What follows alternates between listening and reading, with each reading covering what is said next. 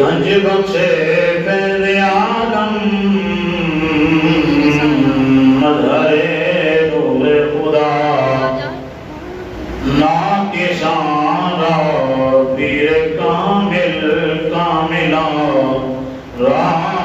رہنما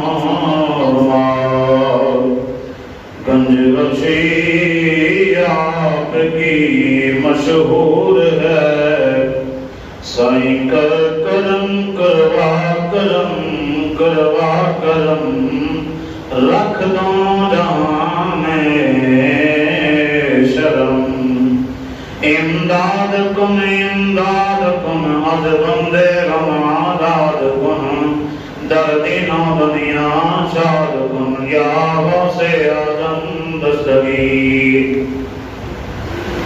بغداد ولا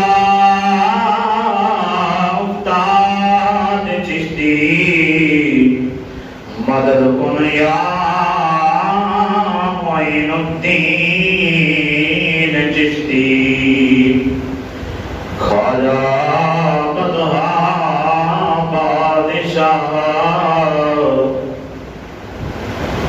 کرم فرمایا رحمت للعالمین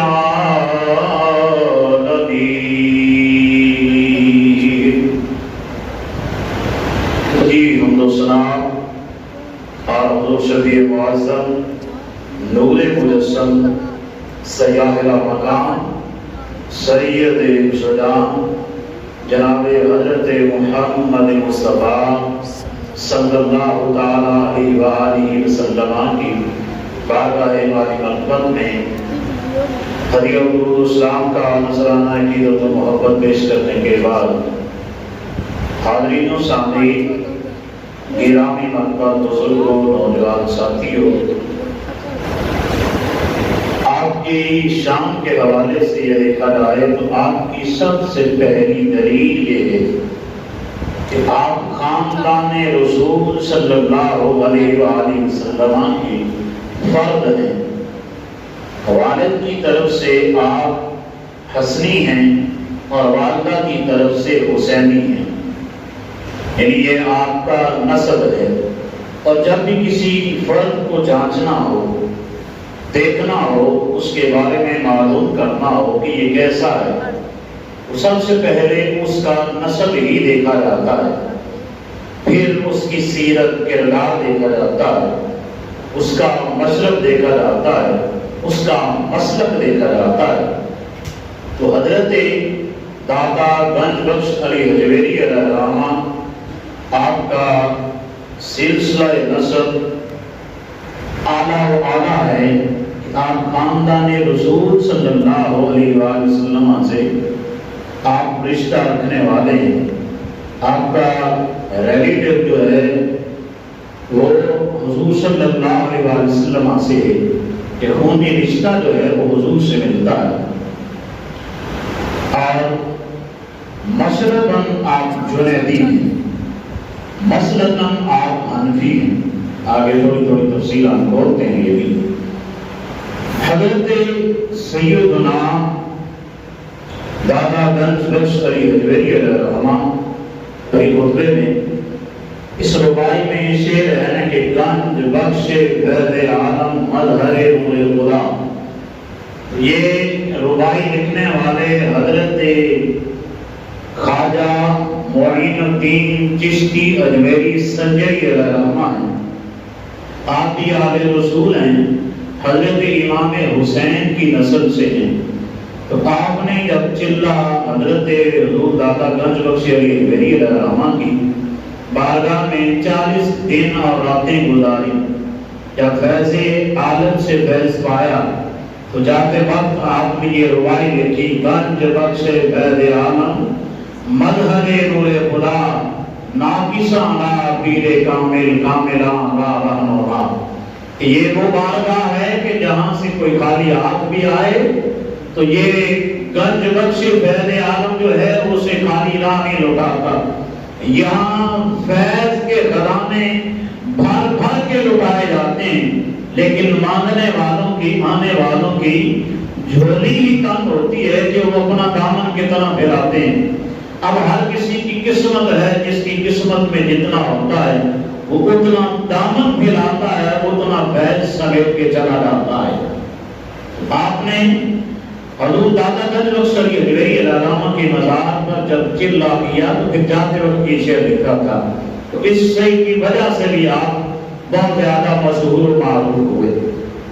تو حضرت سیدنا دادا گنج بخش علی حجویری علامہ کا سلسلہ نسب جو ہے 8 واسطوں کے بعد حضرت سیدنا علی المرتضیٰ شیر خدا رضی اللہ تعالیٰ عنہ تک پہنچتا ہے۔ اور یہ کس کتاب سے یہ بات لی گئی ہے؟ علامہ غلام سرور لاہوری علامہ نے اپنی کتاب خزینۃ الاصفیاء میں آپ کی سیرت کو نقل کرتی ہوئی یہ سلسلہ لکھا ہے۔ تو حضرت سیدنا دادا گنج بخش علی حجویری علامہ آپ کی ولادت باسعادت جو ہے 5ویں صدی ہجری کے شروع میں ہوئی، اور آپ کی ولادت 400 ہجری بمطابق 1010 میں ہوئی۔ آپ 400 ہجری میں پیدا ہوئے، اور پھر حضرت سیدنا دادا گنج بخش علی حجویری علامہ کا مثال بھی 5ویں صدی ہجری میں ہی ہے۔ اسی سال ہجری میں کہ شروع میں آواز میں آپ کی پیدائش ہے، اور اس کے اواخر کے قریب آپ کا مثال ہے۔ حضرت سیدنا دادا گنج بخش علی حجویری علامہ، اس کے والد سے پھر آگے لکھا جاتا ہے کہ آپ کی جائے ولادت اور وطن جو ہے آپ کے والد ماجد جراب کے تھے، اور والدہ ماجدہ حجویر کی رہنے والی تھی، اس لیے آپ کو حجویری اور جرابی کہا جاتا ہے۔ اب یہ کہاں تھا؟ فرمایا کہ اور پھر والد صاحب کی وفات کے بعد آپ مستقل طور پر ننہال منتقل ہو گئے، یعنی آپ نام کے چلے گئے، اور پھر ناموں کی وجہ سے ہی آپ زیادہ مشہور حجویری ہوئے، اور حجویری نسبت ہے آپ کے علاقے کی وجہ سے۔ جس طرح اعلیٰ حضرت عظیم البرکت مولانا شاہ محمد رضا خان فاضل بریلوی رحمہ اللہ تعالیٰ علیہ، آپ کی نسبت ہے آپ کے شہر کی وجہ سے بریلوی، مسلکن بریلوی نہیں ہے، مسلکن اہل سنت و جماعت ہے۔ اور آپ نے بارہا فتاوی رضویہ کے اندر یہ بات نقل فرمائی ہے کہ ہم مسلکن حنفی سنی ہیں۔ اب حضرت سیدنا دادا گنج بخش علی حجویری علامہ کا اتنا ہم سلسلہ نسب جانتے ہیں، اور پھر فرمایا کہ اس لیے آپ اپنے آپ کو جرابی سومر حجویری لکھتے ہیں۔ آپ کے والدہ ماجدہ کی قبر غزنی میں آپ کے امام تاج الاولیاء کے مزار شریف کے ساتھ ہے۔ تو حضرت علی بن عثمان حجویری المعروف دادا گنج بخش رحمہ اللہ تعالیٰ کی ولادت باسعادت 400 سن ہجری میں غزنی شہر مشرقی افغانستان کے محلہ جلاب میں ہوئی، اور کچھ عرصے کے بعد آپ کا خاندان محلہ حجویر میں منتقل ہو گیا۔ اور پھر اس کے بعد کیا ہوا کہ آگے رحمہ اللہ تعالیٰ علیہ کا سلسلہ نسب اس طرح حضرت سیدنا علی رضی اللہ عنہ سے ملتا ہے۔ حضرت سید علی بن عثمان بن سید علی بن عبد الرحمن بن شاہ شجاع بن ابو الحسن علی بن حسین اصغر بن سید زید شہید بن حضرت امام حسن، اور حضرت امام حسن کس کی اولاد ہیں؟ حضرت سیدنا علی المرتضیٰ شیر خدا رضی اللہ تعالیٰ عنہ کی۔ اس طرح آپ 8 واسطوں کے بعد آپ کا سلسلہ نسب حضرت سیدنا علی المرتضیٰ شیر خدا رضی اللہ تعالیٰ عنہ سے جا ملتا ہے۔ اور پھر اسی طرح اتنے ہی سلسلوں کے بعد آپ کا سلسلہ نسب والدہ کی طرف سے حضرت امام حسین رضی اللہ تعالیٰ عنہ سے جا ملتا ہے۔ اور پھر حضرت دادا گنج بخش علی حجویری علامہ نے آپ نے شروع زمانہ میں ہی آپ نے تفسیر، فقہ اور دیگر علوم اسلامیہ اب یہ یہاں تک آپ کا سلسلہ نسب ہے. اس کے بعد بات ہوتی ہے مشرب کی کہ آپ مشرباً کیا ہیں. آپ کا مشرب جنیدی ہے. حضرت جنید بغدادی رضی اللہ تعالی عنہ سے ہوتا ہوا حضور تک پہنچتا ہے اور حضرت علی تک بھی پہنچتا ہے. آپ کے مرشد گرامی کا نام ہے ابو الفضل خطلی رحمہ اللہ تعالی. اور پھر ان سے سلسلہ ہوتا ہوا آگے حضور تک پہنچتا ہے اور یہ آپ کا مشرب ہے. مسلکن حضرت سیدنا داتا گنج بخش علی حجویری علیہ الرحمن آپ حنفی ہیں. اب 4 فقہا ہیں. مسلکن 4 شاخیں ہیں اہل سنت کی. پہلی ہے حنفی، دوسری ہے مالکی، تیسری ہے شافعی اور چوتھی ہے حنبلی. اب اس کے علاوہ اور بھی شاخیں تھیں لیکن اس کے علاوہ کسی اور ریسرچ کو اتنی مشہور ریسرچ نہیں ہوئی، اسے اتنی مقبولیت نہیں ملی جتنی مقبولیت ان 4 فقہا کی ریسرچ کو ملی ہے. اب یہ اسلام پر 4 ریسرچیں ہیں جن کو ہم حنفی، مالکی، شافعی اور حنبلی کہتے ہیں. حضرت سیدنا داتا گنج بخش علی حجویری علیہ الرحمن مسلکن حنفی ہیں. یعنی حضرت امام اعظم ابو حنیفہ رضی اللہ تعالی عنہ کو مانتے ہیں. آپ کے مسلک کے مطابق آپ دین اسلامیہ پر اور تعلیمات اسلامیہ پر عمل پیرا ہونے والے. حضرت داتا گنج بخش علی حجویری اب حضور تو تھے عربی اور حضور کی اولاد بھی عربی، آپ کے صحابہ بھی عربی، لیکن اب دیکھا بھی جاتا ہے کہ حضرت علی بن عثمان حجویری داتا گنج بخش علیہ الرحمن آپ لاہور کیوں آئے. اب ہر واقعہ کے پیچھے کوئی نہ کوئی واقعہ ضرور ہوتا ہے. تو حضرت داتا گنج بخش علی حجویری علیہ الرحمن کا آپ کا لاہور آنے کا سبب کیا ہے کہ آپ وہاں عرب سے چلے تو افغانستان پہنچے، افغانستان سے چلے تو آپ لاہور پہنچے. پہنچنے کا سبب کیا ہے؟ اب یہ بات ذہن نشین رہے کہ آقا کونین صلی اللہ علیہ وآلہ وسلم کے دین کے اصل وارث حضور کی نسبی اولاد ہے، حضور کی اپنی اولاد ہے. اب حضرت امام حسن رضی اللہ تعالیٰ عنہ آپ کو زہر دے کے شہید کر دیا جاتا ہے. اور پھر یہ کرسی کا جو خمار ہے یہ ایسا ہے کہ یہ بچے تک قتل کروا دیتا ہے، چاہے آج کا حکمران ہو یا کل کا حکمران ہو. تو جو اب شروع زمانہ سے دیکھتے آئیں. اب حضرت امام حسین رضی اللہ تعالیٰ عنہ یہ سارا حضور داتا گنج بخش علی حجویری علیہ الرحمن کا پس منظر ہے کہ حضرت امام حسین رضی اللہ تعالیٰ عنہ اب آپ کو شہید کر دیا گیا. اور پھر آپ کے جملہ خاندان کے جتنے افراد ہیں ان سب کو تقریباً حضرت امام زین العابدین رضی اللہ تعالیٰ عنہ کے علاوہ جتنا خاندان ہے اس سارے کو چن چن کے اب شہید کیا گیا. اور صرف شہید ہی نہیں کیا گیا، اب ان کی گردنیں بھی کاٹی گئی، سر جدا کر دیے گئے اور پھر ان کو نیزوں پر چڑھایا گیا. کیوں؟ کہ اس لیے کہ اگر یہ خاندان رسول زندہ رہے.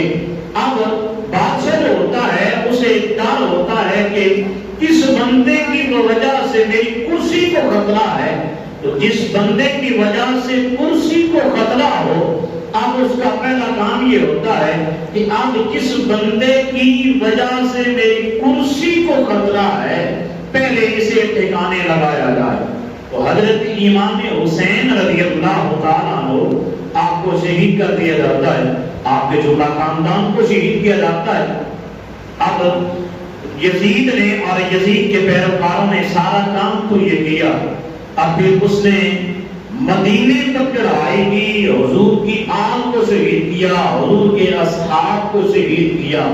اور پھر جب مکہ تک چڑھائی کی، ادھر مکے پر پتھر برسائے جا رہے ہیں، خانہ کعبہ کی دیواروں کے ساتھ پتھر ٹکرا رہے ہیں، اس کی دیواروں کے اندر دراڑ آ گئی ہے۔ امام حسین سے خطرہ تھا یزید کو، تو اس نے حضرت امام حسین کو شہید کر دیا۔ اب یہ بات نصیب رہے کہ جس کا گھر ہو، جس کے گھر کو آگ لگے، درد اسی کو ہوتا ہے یا کسی اور کو بھی ہوتا ہے؟ اب گھر ہے، سلسلہ دین جو ہے، اب اس کے وارث ہیں، کون ہیں؟ حضور کی آل ہی وارث تھے۔ تو اب حضرت امام حسین نے یہ دیکھا کہ میرے نانا کی وراثت دین جو ہے اس پر اب آنچ آ رہی ہے، اسے پسے پشت ڈالا جا رہا ہے، اس کی حدوں کو پامال کیا جا رہا ہے۔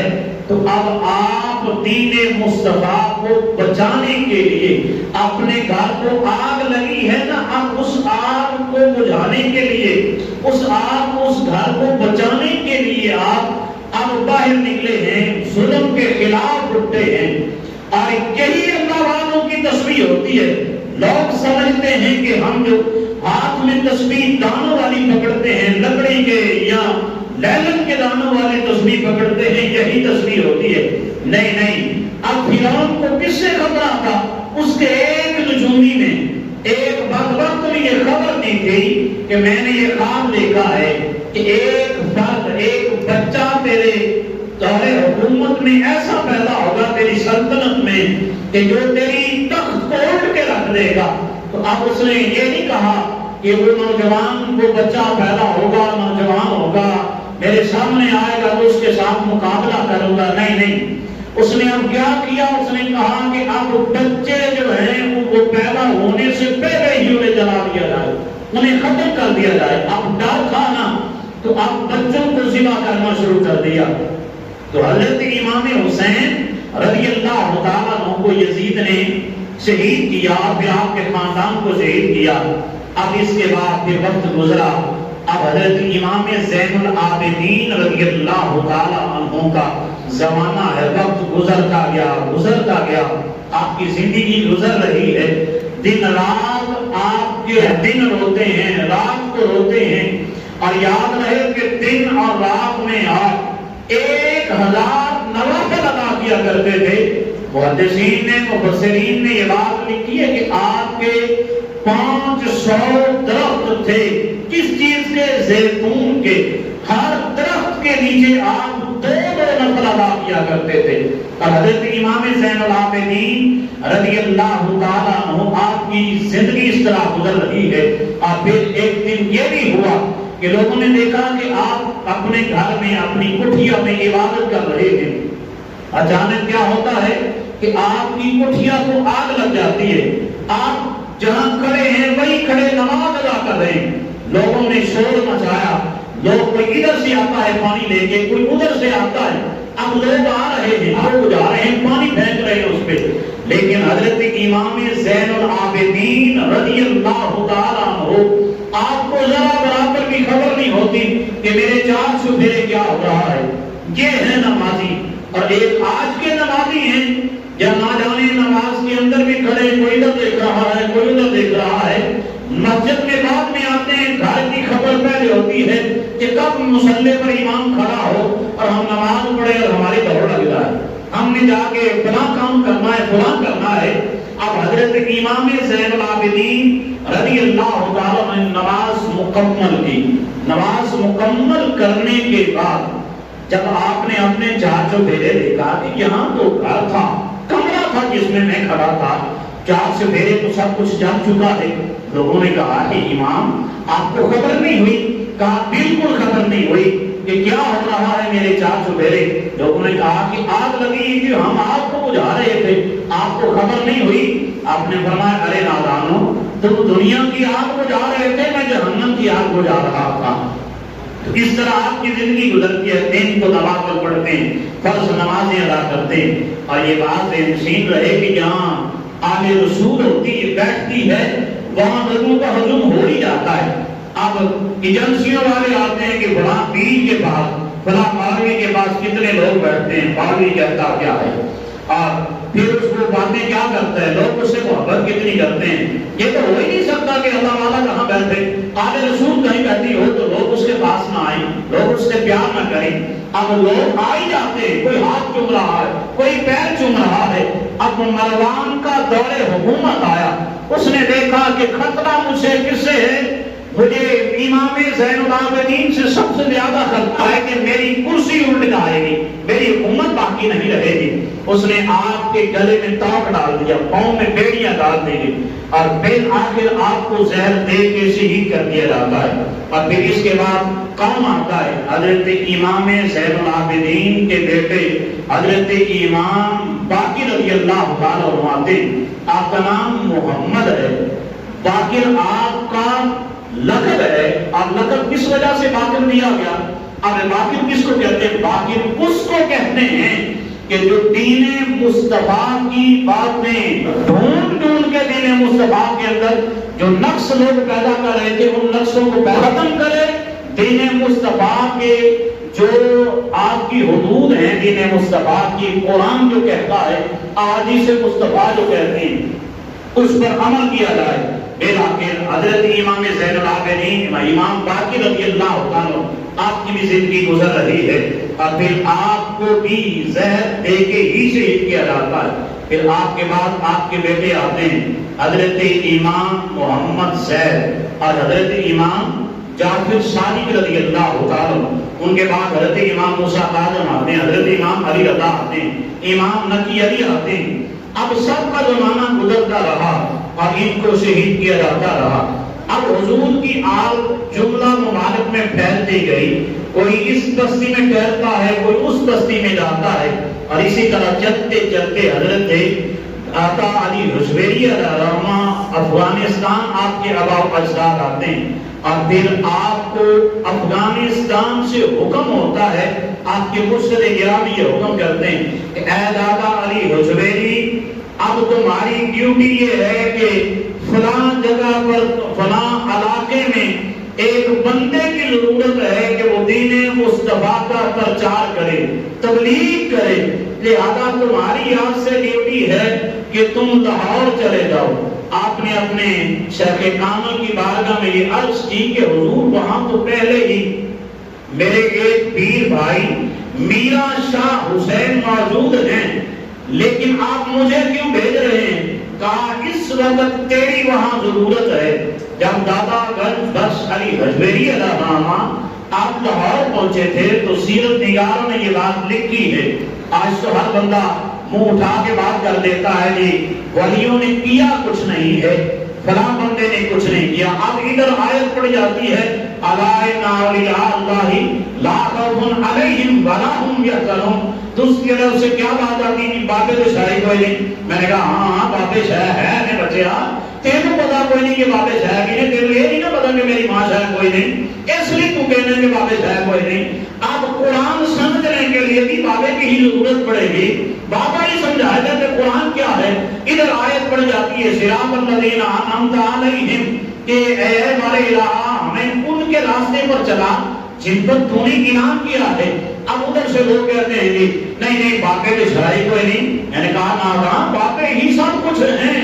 قرآن سمجھنے کے لیے بھی صراط الذین انعمت علیہم سمجھنے کے لیے بھی بابے کی ہی ضرورت پڑے گی، بابا ہی سمجھائے گا کہ صراط الذین انعمت علیہم کیا ہے، اور بھی بابا ہی یہ سمجھائے گا کہ وَأَنْعَمَ اللَّهُ عَلَيْهِم مِّنَ النَّبِيِّينَ وَالصِّدِّيقِينَ وَالشُّهَدَاءِ وَالصَّالِحِينَ وَحَسُنَ أُولَٰئِكَ رَفِیقًا۔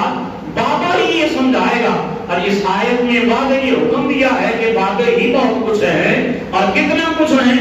اور قرآن یہ کہہ رہا ہے وَأَنْعَمَ اللَّهُ عَلَيْهِم مِّنَ النَّبِيِّينَ وَالصِّدِّيقِينَ وَالشُّهَدَاءِ وَحَسُنَ أُولَٰئِكَ وَالصَّالِحِينَ وَحَسُنَ أُولَٰئِكَ رَفِیقًا۔ یہ فرمایا کہ میں نے انعام کیا ہے کن پر؟ میں نے انعام کیا ہے انبیاء کرام علیہ السلام پر، صدیقین پر انعام فرمایا ہے، اور یہی میرے انعام یافتہ بندے ہیں۔ اور پھر کہا کہ شہداء میرے انعام یافتہ بندے، چوتھی بات کہی کہ حواس والصالحین، نیک بندے جو ہیں یہ میرے انعام یافتہ بندے ہیں، میں نے ان پر انعام کیا ہے۔ اب یہ کہا جاتا ہے کہ اللہ کے بندے ہیں کون سے؟ لوگ کہتے ہیں جی بابے شاہی کوئی نہیں، ایک نہ بیوقوف بندہ ہے وہ کہتا ہے جی بابے شاہی کوئی نہیں۔ میں نے کہا ہاں تیرا قصور نہیں، تجھے اس لیے تو یہ بات کہتا ہے، تجھے تیرے باپ کا بھی معلوم نہیں نا کہ تیرا باپ کون ہے، اس لیے تو کہتا ہے بابے شاہی کوئی نہیں۔ بابے ہی سب کچھ ہیں، اور قرآن کی بات دلیل دے رہا ہے کہ بابے کیا ہیں اور بابے کیا کچھ ہیں۔ اب حضرت داتا گنج بخش علی حجویری علیہ الرحمہ آپ لاہور پہنچے۔ لاہور پہنچنے کے بعد اب ہوا کیا کہ وقت رات کا ہے، رات پڑ گئی، دروازے شہر کے بند ہو گئے۔ پرانے وقتوں میں یہی کچھ ہوتا تھا نا، جن بزرگوں کی 80-90 سال عمر ہے یا 60 سال سے اوپر ہونے معلوم ہے کہ پرانے شہروں میں کیا ہوتا تھا۔ اب شام کے وقت شہر کے سارے دروازے بند ہو جاتے تھے۔ آپ نے ساری رات بعد جنگل میں گزاری، وہی عبادت کرتے ہیں، صبح ہوئی نماز فجر ادا کرتے ہیں، دیکھتے ہیں کہ شہر کے دروازے کھلے ہیں۔ اب دروازے کھلنے کے بعد کیا ہوا ہے؟ دروازے تو کھل گئے ہیں، آگے سے کیا دیکھا کہ ایک جنازہ آ رہا ہے، لوگ جنازہ لے کے میت لے کے باہر نکل رہے ہیں۔ لوگوں سے پوچھا کہ یہ کس کا جنازہ ہے؟ لوگوں نے کہا کہ یہ ایک اللہ کے ولی سید شاہ میرا حسین زنجانی کا جنازہ آ رہا ہے کہ یہ ان کا جنازہ ہے۔ آپ فوراً ذہن میں بات آئی شیخ کامل کی کہ میرے شیخ نے ایسے ہی نہیں مجھے لاہور بھیجا، اس لیے بھیجا تھا کہ تیرا پیر بھائی میرا شاہ حسین جو ہے اس کا وقت اخیر آ چکا ہے، کہ اگر تمہارا کام ہے کہ اب تم اس ڈیوٹی کو جا کے سنبھالو۔ اب کیا ہوتا ہے، بارڈر پر ایک سپاہی ہو، اس کا جب وہ شہادت ہو جائے، اس کی مثال ہو جائے جب اس کا، تو اس کی جگہ پر دوسرا سپاہی بھیجتے ہیں یا نہیں بھیجتے؟ ایک کمانڈر شہید ہو جائے تو اس کی جگہ پر نئے کمانڈر لگاتے ہیں۔ تو اب یہی بات صالحین کی ہے اور یہ اللہ کی ہے کہ جب ایک چلا جاتا ہے تو رب دوسرے کو بھیج ہی دیتا ہے، اور پھر رب کے ہاں بندوں کی کمی نہیں، رب بندوں کو بھیجتا ہی رہتا ہے۔ اور پھر اب جب لاہور آئے تو اب جتنے مستشرقین تھے، جادوگر جو تھے، انہوں نے اپنا کھیل رچایا، لیکن اللہ والے نے اپنا کھیل کھیلا اور کہا کہ جو میری بارگاہ میں آئے گا میں اسے کیا کروں گا؟ لوگوں نے کہا آپ کیا کہیں گے؟ کہا میں اسے ہاتھ یہاں پر پکڑوں گا اور اسے مدینہ شریف پہنچا دوں گا، یہ میرا کام ہے۔ اور اللہ والوں کی تسبیح یہی ہے۔ اب حضرت موسیٰ کلیم اللہ علیہ السلام اب فرعون کے دربار میں پہنچے۔ اب فرعون نے جادوگروں کو اکٹھا کیا ہے۔ اب فرعون نے کس کو اکٹھا کیا؟ جادوگروں کو اکٹھا کیا ہے۔ اور پھر اب اللہ کا نبی جو ہے اس کے مقابلے میں آیا ہے، اور دوسری طرف ظالم ہے، ادھر سچائی ہے، دوسری طرف جھوٹ ہے۔ اب اس کے مقابلے میں حضرت موسیٰ علیہ السلام آئے ہیں۔ اس نے کہا آنا ربکم الاعلی، میں سب سے بڑا رب ہوں۔ آپ نے فرمایا نہیں نہیں، تو رب نہیں، رب تو وہ ہے کہ جس کی عبادت ہم کرتے ہیں، اس خدا کے علاوہ ہم کسی اور کو نہیں مانتے۔ اب اللہ والوں کی نبیوں کی تسبیح یہ ہے کہ وہ ظالم کے سامنے حق سچ بیان کرتے ہیں، اس کے خلاف کھڑے ہوتے ہیں۔ اور یہی بات جب حضرت ابراہیم علیہ نبی علیہ السلام کی ہوئی، اب نمرود کے دربار میں پہنچے، نمرود کے دربار میں گئے ہیں۔ اس نے کیا دعویٰ کیا تھا؟ اس نے بھی یہی دعویٰ کیا تھا کہ آنا ربکم الاعلی۔ اب صورت ہے، اس نے کہا میں ہی سب سے بڑا خدا ہوں، رب ہوں۔ آپ نے فرمایا نہیں، میرا رب وہ ہے جو سورج مشرق سے نکالتا ہے مغرب میں غروب کرتا ہے۔ اگر تو خدا ہے تو میں تیرے سامنے یہ بات رکھتا ہوں کہ تو خدائی کا دعویٰ کرتا ہے تو یہ بات کر کے دکھا۔ سورج مشرق سے نکلتا ہے تو مغرب سے نکال کے دکھا۔ قرآن کہتا ہے فَبُهِتَ الَّذِي كَفَرَ، اب وہ مدحوظ ہوا۔ اب کافر جو تھا، کفر جو تھا، اب کفر کا پلندہ جو تھا، اب حضرت ابراہیم علیہ السلام اس کے ظلم کے خلاف اس کے سامنے کھڑے ہیں، بات کر رہے ہیں کہ میرا خدا تو وہ ہے جو سورج کس طرف سے نکالتا ہے؟ مشرق سے نکالتا ہے اور مغرب میں غروب کرتا ہے۔ اب اللہ والوں کی تسبیح یہی ہے، اور یہ اللہ بھی یہی کرتے ہیں، چاہے سیلاب آ جائیں، طوفان آ جائیں، آندیاں آ جائیں، جیل میں جانا پڑے، کبھی بھی وہ باطل کے سامنے سر جھکاتے نہیں۔ دادا گنج بخش علی حجویری علیہ الرحمہ لاہور کو پہنچ گئے ہیں۔ ایک طرف سے بادشاہ کا پیغام آتا ہے، دوسری طرف سے جادوگروں کے بات ہے کہ وہ کہتے ہیں کہ جو ہمارے پاس نہ آیا ہم اس کی جانوروں کو یہ کر دیں گے، وہ کر دیں گے۔ آپ نے کہا ایسا ہو ہی نہیں سکتا کہ جو میرے پاس آئے اور اس کے جانوروں کو کچھ ہو جائے، قطعاً اس کے جانوروں کو کچھ بھی نہیں ہوگا۔ جو ہمارے پاس آئے گا اس کے جانور بھی سلامت رہیں گے، اس کے گھر میں رونقیں بھی آئیں گی، اس کے گھر میں رحمتیں بھی آئیں گی، اس کے گھر میں برکتیں بھی آئیں گی۔ اب یہ داتا گنج بخش علی حجویری علیہ الرحمہ ہیں، اور مسلکاً آپ کیا ہیں؟ حنفی ہے۔ بس آخری بات کر کے بات کو ختم کرتے ہیں۔ حضرت داتا گنج بخش علی حجویری علیہ الرحمہ آپ فقہ کا علم رکھتے ہیں، آپ سیرت کا علم رکھتے ہیں، اپنے وقت کے سب سے بڑے محدث ہیں، فقیہ ہیں، عالم ہیں، قرآن کو جاننے والے ہیں، حدیث کو جاننے والے ہیں، فقہ کو جاننے والے ہیں، جملہ جتنے بھی علوم ہیں ان سارے علوم کو جاننے والے ہیں۔ اب کوئی دنیا دار ہو تو کسی بندے کے سامنے، پیر کے سامنے جائے، اللہ والے کے سامنے جائے تو یہ سمجھتا ہے کہ شاید اس بابے کو آتا کچھ نہیں ہے۔ میرے اعلیٰ حضرت پیر سید جماعت علی شاہ لسانی علیہ الرحمہ، آپ کے پاس ایک بندہ آیا، وہ بندہ پتہ کون سے علم حاصل کر رہا تھا؟ اب بایو کی ایک شاخ ہے باٹلی، اس کے اندر وہ اب بی ایس کر رہا تھا یا بی اے کر رہا تھا۔ اس نے جب یہ نام لیا اس نے فوراً کہا میں پودوں کے بارے میں علم حاصل کر رہا ہوں۔ اس نے کہا بابے کو کیا پتا اس کو کیا آتا ہوگا؟ اب جب رات ہوئی خواب میں کیا دیکھتا ہے کہ جو اس کتاب کا اس میں سب سے مشکل ترین کتاب ہے، اس کا جو مشکل ترین بات ہے جو کسی کو سمجھانا نہیں آتا، پیر سید جماعت علی شاہ لسانی علیہ الرحمہ وہ اسے سمجھا رہے ہیں۔ اگلا دن ہوتا ہے، فوراً بارگاہ میں حاضر ہوتا ہے، کہتا ہے حضور معافی چاہتا ہوں، میں نے سمجھا تھا کہ بابوں کو آتا کچھ نہیں ہے۔ میں نے کہا بڑے نادان، کہتا ہے بابوں کو آتا کچھ نہیں، بابے ہی سب کچھ ہیں۔ اب حضرت داتا گنج بخش علی حجویری علیہ الرحمہ کیا ہے؟ مسلکاً حنفی ہیں، وقت کے مجدد ہیں، لیکن آپ پھر بھی حضرت امام اعظم ابو حنیفہ کے مسلک کے پیروکار ہیں۔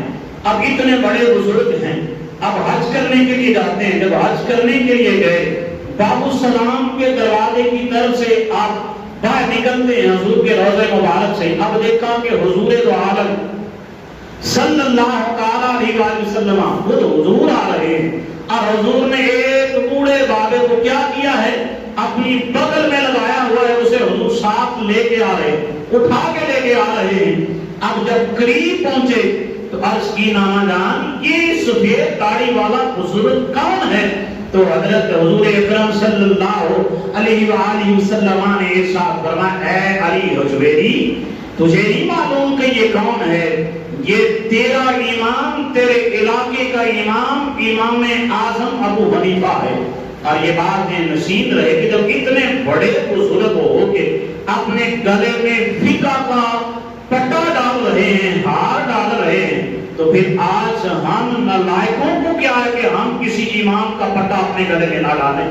تو جملہ اولیاء نے کسی نہ کسی بزرگ کی پیروی کی ہے، کسی نہ کسی فقہ پر عمل کر کے دین مصطفیٰ پر عمل پیرا ہو کے زندگی گزاری ہے۔ اس کے بارے میں ہم کبھی کبھی بات کرتے ہیں کہ اصول فقہ ہیں کیا، اس کے بارے میں ایک دن ہم نے بات کی بھی تھی کہ اصول فقہ کیا ہے۔ ایک بات اور کر دیں، شاید کسی کے دل میں یہ بات آ رہی ہو کہ اصول فقہ جو ہے یہ بزرگوں کا گڑھا ہوا دین ہے۔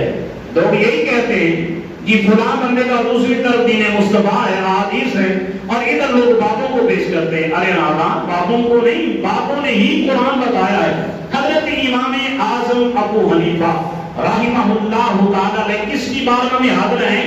حضرت امام جعفر صادق رضی اللہ تعالی آپ کی بارگاہ میں حاضر ہیں۔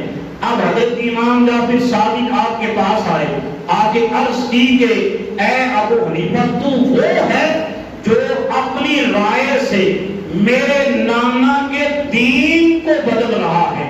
تو حضرت امام اعظم ابو حنیفہ آپ عرض کرتے ہیں حضور پہلی بات تو یہ ہے، آپ اپنی مسند سے اٹھتے ہیں، عرض کی حضور پہلے تو آپ اس جگہ پر تشریف لے کے آئیں، یہ آپ کی مسند ہے، ہم ہی آپ کی وجہ سے وارث بنے ہیں، یہاں پر تشریف رکھیں. اب جب بیٹھے تشریف رکھے تو کہا اب حضور حکم فرمائیے آپ کیا کہنا چاہتے ہیں. حضرت امام جعفر صادق رضی اللہ تعالیٰ عنہ آپ نے فرمایا کہ میں یہ کہہ رہا ہوں کہ تو وہ ہے جو اب میرے نانا کے دین کو اپنی رائے سے بدل رہا ہے. تو حضرت امام اعظم ابو حنیفہ رحمہ اللہ تعالیٰ نے اب آپ نے پہلا سوال کیا. عرض کی حضور پہلی بات یہ ہے مجھے یہ بتائیں نماز افضل ہے یا روزہ افضل ہے؟ کوشچن ہے کہ نہیں ہے؟ تو حضرت امام اعظم ابو حنیفہ نے جب یہ سوال کیا تو حضرت شیخ کامل حضرت امام جعفر صادق نے فرمایا آپ فرماتے ہیں نماز افضل ہے روزہ افضل نہیں. روزے سے نماز افضل ہے. آپ نے فرمایا جب نماز افضل ہے تو اب ہونا تو یہ چاہیے اب اصول بھی یہ ہے کہ جو چیز افضل ہے اس کی قضا کا حکم دیا جائے اور جو افضل نہیں ہے اسے چھوڑا جائے اسے معاف کیا جائے. لیکن آپ کے نانا کا یہ فرمان ہے کہ عورت جب اپنے خاص دنوں میں ہو تو اسے نماز کی معافی ہے لیکن روزے کی وہ قضا کرے گی. یہی اصول ہے اور دین مصطفیٰ کہتا بھی یہی ہے. آپ نے فرمایا فقہ تو یہ نہیں کہتی. اصول تو پھر اصول فقہ تو یہ ہے کہ جو افضل چیز ہے اس کی قضا کی جائے جو افضل نہیں ہے اس کی قضا نہیں بلکہ اسے چھوڑا جائے معاف کیا جائے. لیکن آپ کے نانا کا ہی یہ فرمان ہے کہ نماز چھوڑی جائے کہ نماز کی معافی ہے لیکن روزے کی قضا کی جائے گی. اب آپ نے پہلا سوال یہ کیا پھر دوسرے سوال بھی آپ نے کیا تیسرا بھی کیا. اسی طرح آپ تینوں سوالوں کے پھر جواب قرآن و احادیث سے دیتے ہیں اور پھر آپ کو حضرت امام جعفر صادق رضی اللہ تعالیٰ اٹھ کے اپنے گلے سے لگاتے ہیں اور آپ فرماتے ہیں اے ابو حنیفہ تیرے بارے میں لوگوں نے غلط افواہیں پھیلا رکھی ہیں کہ جو لوگ دنیا کو بتاتے ہیں کہ یہ ہمارے نانا مصطفیٰ کے دین کو اپنی رائے سے بدلتا ہے بلکہ نہیں تو وہ ہے کہ تیرے پاس اتنی دلیلیں ہیں کہ تو اگر ایک ستون کے بارے میں بھی یہ کہہ دے کہ یہ سونے کا ہے تو تو اٹھ اس کو بھی سونے کا ثابت کر کے ہی اٹھے گا. تو حضرت امام اعظم ابو حنیفہ نے ہی دین مصطفیٰ کو اس کا پرچار کیا ہے. اور آپ کا مسلک کون سا ہے؟ آپ کی فقہ حنفی ہے اور اسی فقہ کے پیروکار کون ہیں؟ حضرت داتا گنج بخش علی حجویری اللہ رحمہ. پھر پڑھیے سب مل کے گنج بخش فیض عالم مظہر نور خدا ناقصاں را پیر کامل کاملا را رہنما. گنج بخشی آپ کی مشہور ہے سائیں کر کرم کروا کرم رکھ دو جہاں بھی شرم واخر دعوانا الحمدللہ.